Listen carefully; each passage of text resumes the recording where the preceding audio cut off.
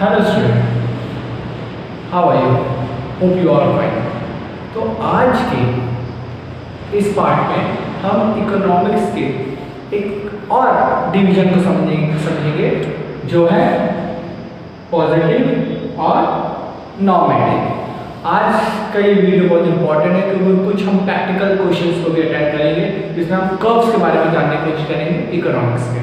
तो आइए शुरू करते हैं। तो इकोनॉमिक्स दो टाइप्स की हो सकती है, एक पॉजिटिव इकोनॉमिक्स, एक नॉर्मेटिव इकोनॉमिक्स।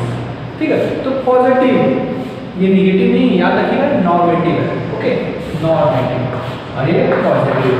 तो पॉजिटिव इकोनॉमिक्स का अर्थ है, जैसे मैंने आपको पिछले वीडियो में बताया था कि जब आप डिफरेंशिएशन लिखेंगे तो उसके बेसिस लिखना जरूर लिखिएगा, उससे मत भूलिएगा। बेसिस के अकॉर्डिंग आप डिस्टिंग्विश करिए किसी भी चीज को कर रहे हैं तो ऐसे में आंसर पर इफेक्टिव रहेगा। और 11th पे पहुंच चुके हैं तो 11th में इसी टाइप के आंसर आपको लिखने हैं। ओके, तो पॉजिटिव क्या होता है? Positive economics deal with what is and how the economic problems are actually solved. तो ये पॉजिटिव इकोनॉमिक्स में जो इकोनॉमिक्स प्रॉब्लम है जिसके बारे में लास्ट वीडियो में बात किया था, उस इकोनॉमिक प्रॉब्लम को एक्चुअली सॉल्व कैसे किया गया इसके बारे में बातें होती है। इसके बारे में डील होता है कि एक्चुअली इकोनॉमिक्स जो प्रॉब्लम है डील करता है जो एक्चुअल इकोनॉमिक प्रॉब्लम है, जो इकोनॉमिक प्रॉब्लम थी वो एक्चुअली सॉल्व कैसे हुई, किस तरीके से उसे सॉल्व किया गया। और नॉर्मेटिव क्या होता है? It's deal with what ought to be and how the economics problem should be solved। ये बताता है कि किस तरीके से इकोनॉमिक प्रॉब्लम आ जाए तो आपको किस तरीके से सॉल्व करना है। मतलब ये फ्यूचर के बारे में बात कर रहा है और ये प्रेजेंट सिचुएशन जो हम लोग सॉल्व कर चुके हैं उसके बारे में बात कर रहा है। मतलब ये हमें सिर्फ नॉर्मेटिव बताता है कि अगर प्रॉब्लम आ गई तो ये चीजें कर लीजिएगा, ये बात कर लीजिएगा। मतलब ये प्रॉब्लम्स आ गई, बाय चांस अगर प्रोडक्शन कहीं पे कम जा रहा है, कहीं प्रोडक्शन कम हो रहा है तो प्रोडक्शन आने के लिए क्या करिए, ज़्यादा टाइम काम कर लिए, ओवर टाइम लगा दीजिए, लेबर्स को ओवर टाइम कर दीजिए ताकि प्रोडक्शन बढ़ सके। तो ये सिर्फ सजेशन देता है, सजेशन देता है, लेकिन ये बताता है कि अगर अचानक प्रोडक्शन खत्म हो गया तो हमने क्या किया कि हमने संडेज को या संडे को भी लेबर्स को बुलाकर काम करा ताकि प्रोडक्शन ज़्यादा जल्दी से हो सके। तो ये हमने मेजर उठाया है, लेकिन ये फ्यूचर के बारे में बात करता है। तो ये पहला था मीनिंग। सेकंड बोलता है वेरिफिकेशन। तो कैसे वेरीफाई किया जाएगा? इसका सेकंड इसका वेरिफिकेशन। तो वेरिफिकेशन क्या होता है? Can be verified with actual data. तो ये प्रेजेंट है, हमने काम कर लिया तो इसका डाटा हमारे पास होगा। जब डाटा हमारे पास होगा तो उसको आसानी से वेरीफाई कर सकेंगे एक्चुअल डाटा से कि सही में हमारा जो प्रॉब्लम सॉल्विंग स्ट्रेटजी थी वो कारगर हुई या नहीं। इसके opposite normative can not be verified, क्योंकि एक्चुअल डाटा होता ही नहीं, फ्यूचर की बात है कि हम ओवर टाइम कर देंगे, हम ओवर टाइम पे सैलरी दे देंगे या फिर हम संडे को बुला देंगे, लेकिन बुलाए नहीं, ये फ्यूचर में बात है तो वेरीफाइड नहीं कर सकते इसको क्योंकि एक्चुअल डाटा होता ही नहीं इसको वेरिफिकेशन करने की। ओके, थर्ड जो है वो कौन सा है? सजेटिव। तो बेस्ड ऑन द फैक्ट्स दस कैन नॉट बी सजेटेड। ये सजेशंस नहीं देता, ये फैक्ट्स के बारे में बात करता है कि एक्चुअल में हमारे पास लेबर कितने हैं, क्या हम ओवर टाइम करने के लिए राजी होंगे कि नहीं, या फिर उनको संडे आने के लिए राजी होंगे कि नहीं। ये फैक्ट्स के बारे में बात कर रहा है, लेकिन it is the base of the individual opinion. इसीलिए इंडिविजुअल ओपिनियन होता है, हाँ ऐसा कर सकते हैं, ऐसा हो जाएगा, कि भविष्य के बारे में ज्यादा बातें करता है। तो देयरफॉर सजेस्टिव है, ये सजेशन दे सकता है, ये सजेशन देता है, लेकिन ये सजेशन नहीं दे पाता। एग्जाम्पल जैसे देख ले, तो एग्जाम्पल क्या है इसका? देखिए इंपॉर्टेंट है कि आप डिफरेंशिएट कर रहे हैं तो एग्जाम्पल लिखिए, यहाँ पे एक पॉइंट बना देता है और आपका आंसर का अट्रैक्टिव बनाना है। तो एग्जाम्पल है प्राइस ऑफ इंडिया, इकोनॉमी का प्राइस है। तो इंडिया में महंगाई बढ़ गई है, प्राइस कीमतें बढ़ गई, तो हमारे पास पुराना डाटा भी होगा, एक्चुअल डाटा भी होगा, तो हमको वेरीफाई कर सकते हैं। लेकिन ये देखिए नॉर्मेटिव इकोनॉमिक्स में क्या होगा? India should take the step to control the price. मतलब इंडिया को क्या स्टेप लेना चाहिए कि प्राइस को कंट्रोल किया जाए। अभी इंडिया ले सकता है, क्या ले सकता है कि प्राइस कंट्रोल किया जा सके। तो इसको ना तो हम इसके पास कोई डाटा होता है, बस स्टेप्स लें कि ये मेजर्स लेने चाहिए। जैसे आप लोग बच्चे पढ़ाई के लिए सोचते हैं, टाइम टेबल बनाते हो बाकायदा से, ये सोचते हैं कि भाई हम सुबह 6 बजे उठ के पढ़ेंगे, 6 से 8 पढ़ लेंगे, फिर स्कूल जाएंगे या कोचिंग जाएंगे, वहाँ से लौट फिर पढ़ेंगे, पूरा टाइम टेबल बना करते हैं। लेकिन वो फ्यूचर होता है उसको पालन करते नहीं, 6 घंटे 8 बजे सारी चीजें नॉर्मेटिव इकोनॉमिक्स, नॉर्मेटिव प्लानिंग आती है, और एक्चुअल में क्या चीजें घट रही है वो यहाँ आती है। क्लियर है? अब हम एक इंपॉर्टेंट टॉपिक जो इसके बाद ब्रॉड पे में जाएगा वो है कर्व। तो प्रोडक्शन पॉसिबिलिटी कर्व, इसे शॉर्ट में बोलते हैं पीपीसी। ठीक है, पीपीसी बोलते हैं इसको, पीपीएफ भी बोलते हैं, इसका नाम एक फ्रंटरीज बोलते हैं, पब्लिक प्रोडक्शन पॉसिबिलिटी फ्रंटरीज, या फिर बाउंड्रीज भी कहा जाता है, इसको बाउंड्रीज भी कहते हैं। तीनों चार नामों से आता है। कई बार इसको ट्रांसफॉर्मेशन कर्व भी कहते हैं, जब एग्जाम लेते हैं प्रोडक्शन पॉसिबिलिटी कर्व को ट्रांसफॉर्मेशन कर्व्स भी कहते हैं। तो अलग अलग नाम से होते हैं, इसका डेफिनेशन सिंपल है, it's refer to the graphical representation. ये सिर्फ ग्राफिकल रिप्रेजेंटेशन, आपने ग्राफ बनाया होगा प्रीवियस क्लास में, एक्स एक्सिस वाई एक्सिस करके ग्राफ बनाते हैं, तो वही ग्राफिकल रिप्रेजेंटेशन होता है, जिसमें हम सिर्फ दो ग्रुप्स को लेते हैं। ऐसे ग्रुप्स तो बहुत सारे होते हैं, लेकिन हम इंडिविजुअल के बारे में बात करें, अगर आप लोगों को पता है हम माइक्रो इकोनॉमिक्स पढ़ रहे हैं, इसमें इंडिविजुअल के बारे में बात करें, तो हम ये मानते हैं कि इंडिविजुअल एक फैक्ट्री में दो ग्रुप बना सकते हैं। वैसे बना तो ज़्यादा सकते हैं, हम सिर्फ दो ग्रुप के बारे में ही डिस्कस करेंगे। तो दो ग्रुप अगर बना which can be produced with given resources technology. तो दो ग्रुप जो भी रिसोर्सेज और टेक्नोलॉजी इससे दी गई है, जो भी रिसोर्सेज और टेक्नोलॉजी उसके पास है, उससे वो दो कौन से गुड्स को बना सकता है इसमें तो ज़्यादा प्रॉफिट हो, 100% प्रॉफिट हो सकता है। देखिए बाय चांस फॉर एग्जाम्पल अगर आपको बताऊँ तो देखिए ये चीज़ समझ में आपको, हमारे पास क्या है, रिसोर्सेज लिमिटेड है, हम एक चीज़ जानते हैं कि हमारे पास रिसोर्सेज लिमिटेड है। तो अब एक खेती है, यहाँ पे या तो वीट उगा सकता है, क्या उगा सकता है पूरे जमीन में, वीट उगा सकता है।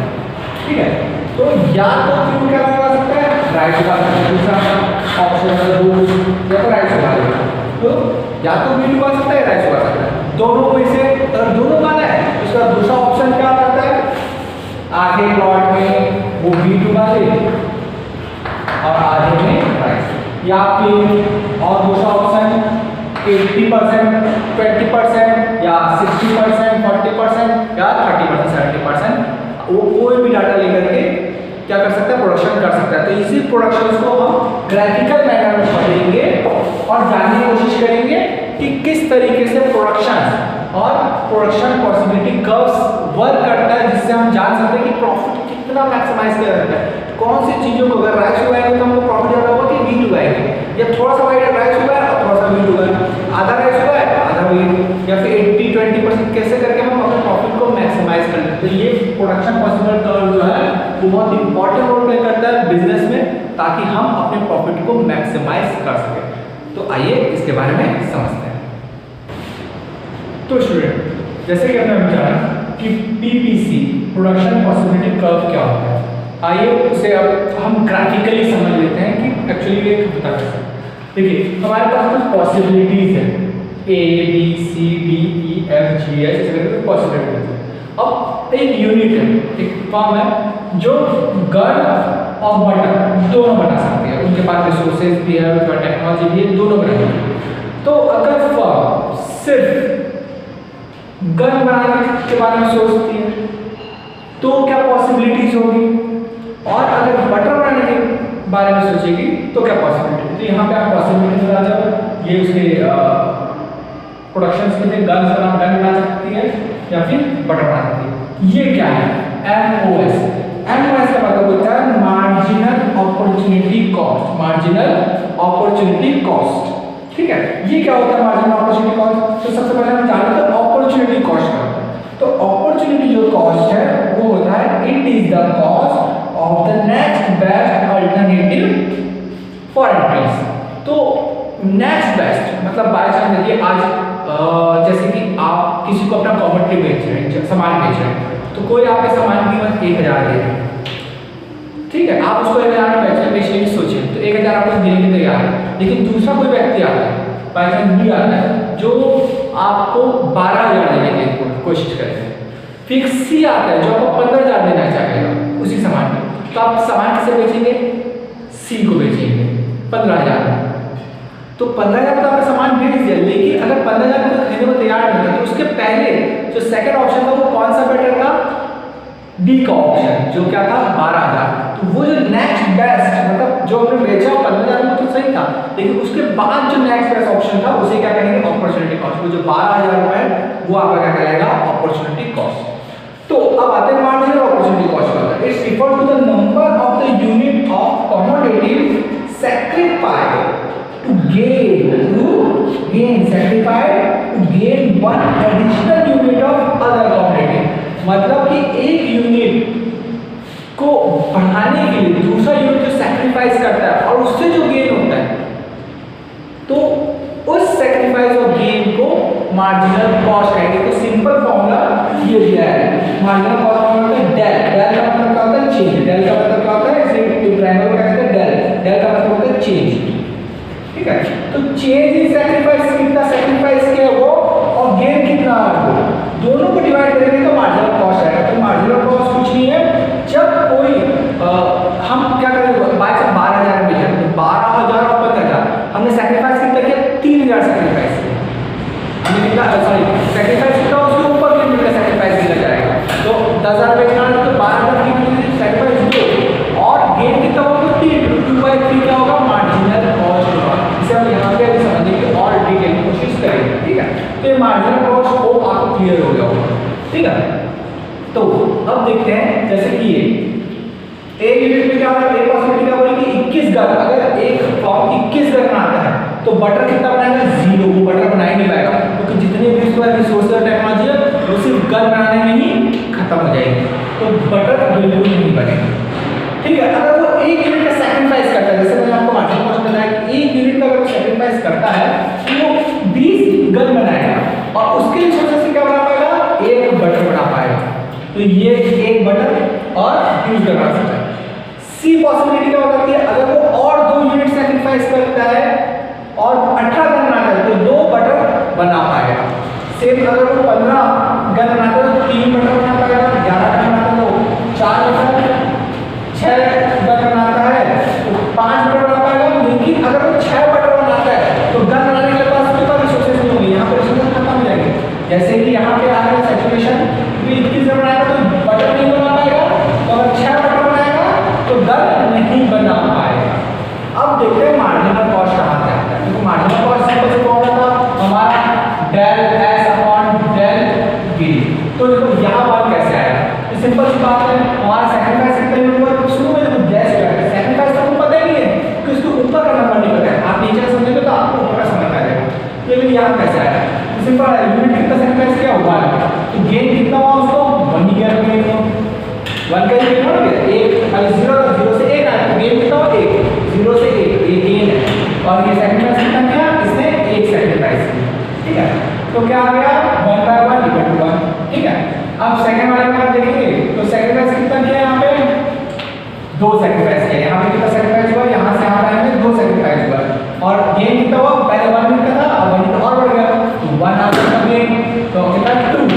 सिमिलरली यहाँ 3 सैक्रिफाइस किया और 3 के बाद गेन कितना हुआ, 2 से 3 में आ गया, 1 अगेन 3 4 5 6। सिमिलरली ऐसे ही मार्जिनल कॉस्ट गेन करेगा। अब आप ये सोच लोगे कि भाई ये आया कहाँ से, ये डाटा कहाँ से आया, ये डाटा कहाँ से आएगा, तो सिंपल सा है, देखिए इसको समझने का मेथड बहुत ही ज़्यादा सिंपल है कि हम जान लें कि आया कहाँ से। देखिए सिंपल बात है, यहाँ पे 21 गन थे, उसने कितना सैक्रिफाइस किया, 1, तो कितना बच गया हमारे पास, 20 गन बना सकते, ठीक है। अब ये 20 वाले 2 सैक्रिफाइस किया, कितना बचेगा, 18। 3 सैक्रिफाइस किया, 15। 4 सैक्रिफाइस किया, 11। 5 सैक्रिफाइस किया, 6 और 6 का 6 को सैक्रिफाइस कर लिया तो आंसर 0 हो गया। तो ये डाटा क्लियरली आ जाता है। मार्जिनल कॉस्ट मैंने आपको कैलकुलेट करने बोला है और बाकी चीजें आप अच्छे से यहाँ पे समझ गए। आइए हम इसको ग्राफ में कैसे ड्रॉ करते हैं, सिंपल सी बात है, ये एक्स एक्सिस है, हम जानते हैं, ये कौन सा, सॉरी ये वाई एक्सिस है और ये एक्स एक्सिस है, ये हम जानते हैं।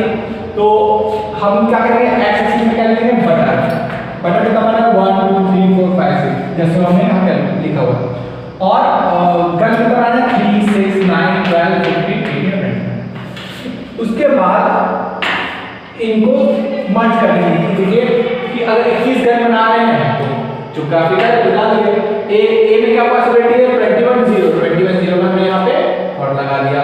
अगर 20 होगा तो 1 यहाँ से और 20 यहाँ से और सिमिलरली हमने डॉट लगा करके सारा डाटा कैलकुलेट कर लिया। तो ये जो कर्व है वो एक कॉन्केव कर्व है।